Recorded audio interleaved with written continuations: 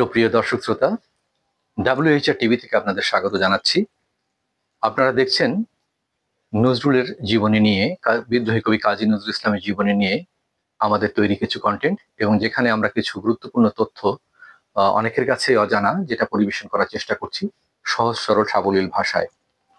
আপনারা ইতিপূর্বে যে কন্টেন্টগুলো দেখলেন তার মধ্যে জানলেন নজরুল এবং রবীন্দ্রনাথের মধ্যে কি সম্পর্কটা ছিল এবং সেই সম্পর্কটা কোন মাত্রায় কোন পর্যায়ের ছিল সেটি আমরা বলছি আমরা দুটি পর্বে, এবং এবার আপনাদেরকে তৃতীয় পর্বের শেষ কথাটি আপনারা জানলে আরো মুগ্ধ হবেন।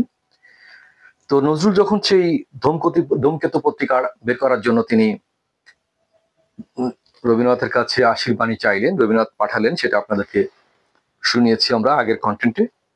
কিন্তু ধূমকেতু পত্রিকাটি নজরুলের বেশি দিন চলল না, কারণ নজরুলের সাধারণত যে স্বাধীন চেতা যে ভাষা এবং যে তার যে বিদ্রোহী মনোভাব তখন বিদেশি স্বৈর শাসক ইংরেজ শাসকের প্রতি, সেই কারণে মাত্র 5 মাস ধূমকেতু পত্রিকাটি চলেছিল। তারপর রাষ্ট্রদ্রোহিতার অপরাধে কারারুদ্ধ করা হলো নজরুলকে। বিচারে 1 বছর সশ্রম কারাদণ্ড হয়েছিল। নজরুল তখন প্রেসিডেন্সি জেলে। সে সময় বসন্ত নামে রবীন্দ্রনাথের নতুন একটি নাটকের গ্রন্থ প্রকাশিত হলো 25শে ফেব্রুয়ারি 1923। বসন্ত উৎসব অনুষ্ঠিত হবে আলফ্রেড থিয়েটারে, বসন্ত গীতিনাট্যে, সেখানেই সেটা পরিবেশিত হলো সেই আলফ্রেড থিয়েটারে। কবি ভুলে যাননি তার স্নেহভাজন বিদ্রোহী কবিকে। গীতিবিন্যাসটি উৎসর্গ করলেন শ্রীমান কবি নজরুল ইসলাম স্নেহভাজনেষু লিখে। নজরুলের বন্ধু পবিত্র গঙ্গোপাধ্যায় জেলের মধ্যে কবিগুরুর সেই উৎসর্গকৃত বইটি নজরুলের কাছে পৌঁছে দেন। এরপর রাজবন্দী হিসাবে মর্যাদার দাবিতে হঠাৎ নজরুল যখন ধর্মঘট শুরু করলেন, রবীন্দ্রনাথ খবরটি শুনে বিচলিত হলেন। খুবই বিচলিত হয়ে প্রথমে নজরুলকে কলকাতা প্রেসিডেন্সি জেল থেকে যখন পরে আলিপুর জেলে সাধারণ কয়েদিদের সাথে রাখা হয় নিয়ে, তখন নজরুল খুব ক্ষেপে যান। 1 বছরের জেল দেয় তাকে ব্রিটিশ সরকার।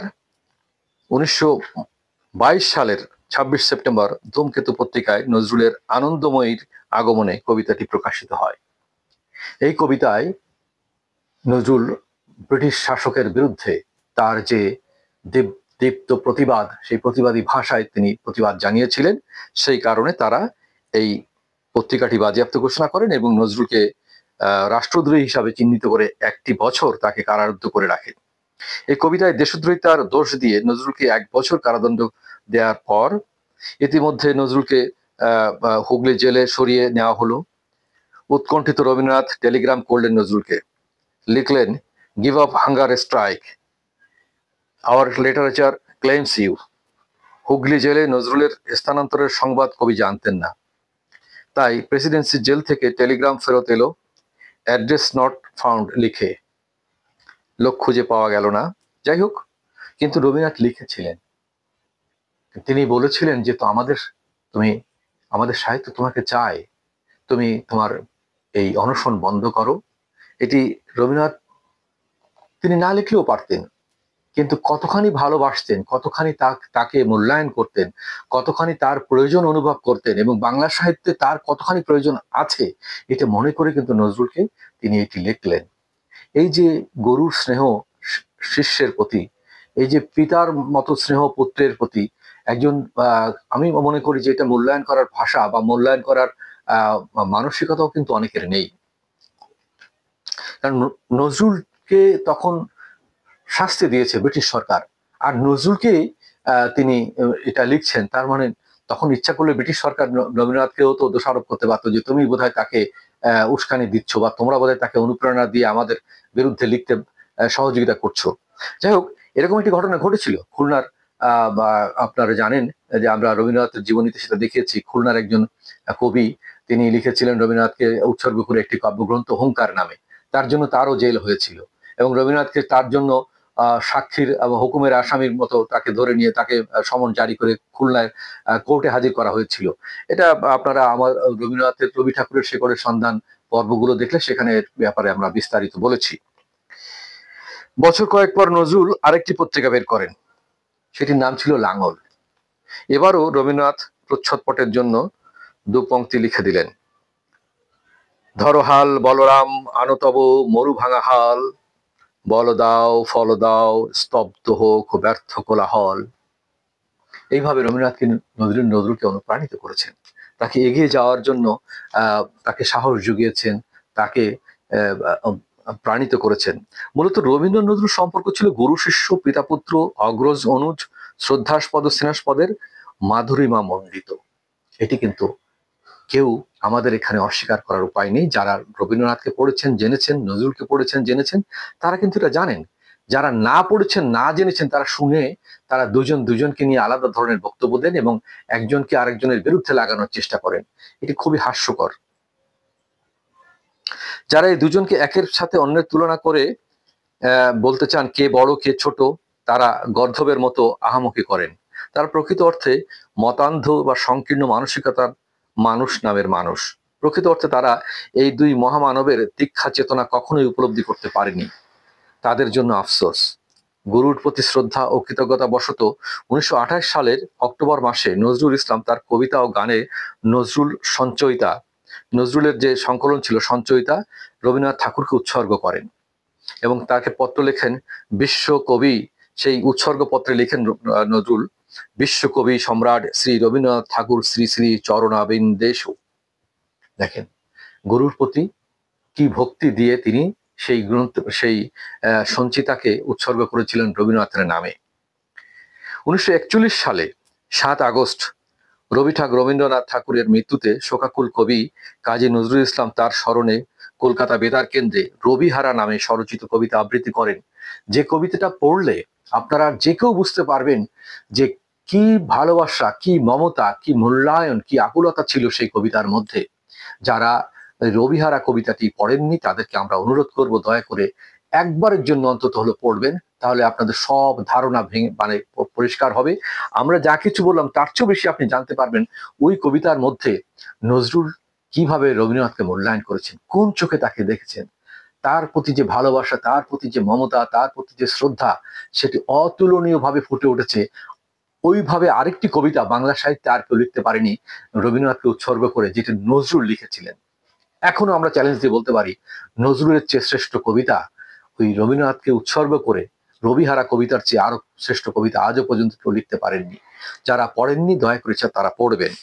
এবং তিনি ওই দিন গানও রচনা করেছিলেন রবীন্দ্রনাথের স্মরণে, ঘুমাইতে দাও শান্ত রবিরে জাগায়ও না জাগায়ও না শীর্ষক গানটি তিনি সকণ্ঠে বেতারে রেকর্ডও করেছিলেন। এরপর নজরুলের মূল্যায়ন সম্পর্কে আমরা আপনাদেরকে, নজরুলকে কি মূল্যায়ন করেছিলেন এবং তখন যে নজরুলের বিরুদ্ধে একটা মানে কি বলা যায় আপনার অপপ্রচার চালানো হয়েছিল যে নজরুল হয়তো রবীন্দ্রনাথের প্রতিভা চুরি করেছে অথবা রবীন্দ্রনাথ নজরুলের ভাবধারা চুরি করেছে, এগুলোর সম্বন্ধে কিন্তু আমরা পরবর্তীতে আপনাদেরকে জানাতে পারি। এবং তখন যে 2টা বিভেদ সৃষ্টি করা হয়েছিল আপনারা জানেন। শনিবারের চিঠিতে মহিতুলাল মজুমদার একেবারে ধুয়ে কেটে নজরুলকে অপমান করতে ছাড়তেন না এবং রবীন্দ্রনাথের কান ভারী করতেন সবসময় তারা যে নজরুলের বিরুদ্ধে। কিন্তু নজরুলের কাব্য প্রতিভার মূল্যায়ন করতে গিয়ে রবীন্দ্রনাথ কিন্তু বিন্দু মাত্র কার্পণ্য করেননি এবং তার যে ঔদার্য, তার যে সততার যে বল, সততার যে শক্তি, সততার যে মহানুভবতা, তিনি সেটা প্রকাশ করেছিলেন সেই জায়গাটিতে। আমরা সেটা আপনাদেরকে সামনে শোনাবো। দেখেন আসলে আমরা এটা জানি না, অনেকে জানি না বলেই এটা বলে থাকি যে নজরুল রবীন্দ্রনাথকে কি চোখে দেখতেন বা রবীন্দ্রনাথ নজরুলকে কি চোখে দেখতেন। এটা আসলে তাদের লেখা থেকে না পড়লে আপনারা বুঝতে পারবেন না। আমরা আমাদের বইতে লিখেছি, সেটা আপনাদেরকে পড়ে শোনানোর চেষ্টা করছি। কাজী নজরুল ইসলামের কবিতা প্রসঙ্গে রবীন্দ্রনাথ ঠাকুর, অরুগ্ন বলিষ্ঠ হিংস্র নগ্ন বর্বরতা তার অনবদ্য ভাবমূর্তি রয়েছে কাজীর কবিতায় ও গানে। অরুগ্ন বলিষ্ঠ হিংস্র নগ্ন বর্বরতার অনবদ্য ভাবমূর্তি রয়েছে কাজীর কবিতায় ও গানে। কৃত্রিমতার ছোঁয়াচ তাকে কোথাও ম্লান করেনি, জীবন ও যৌবনের সকল ধর্মকে কোথাও তা অস্বীকার করেনি। কি মূল্যায়ন দেখেন।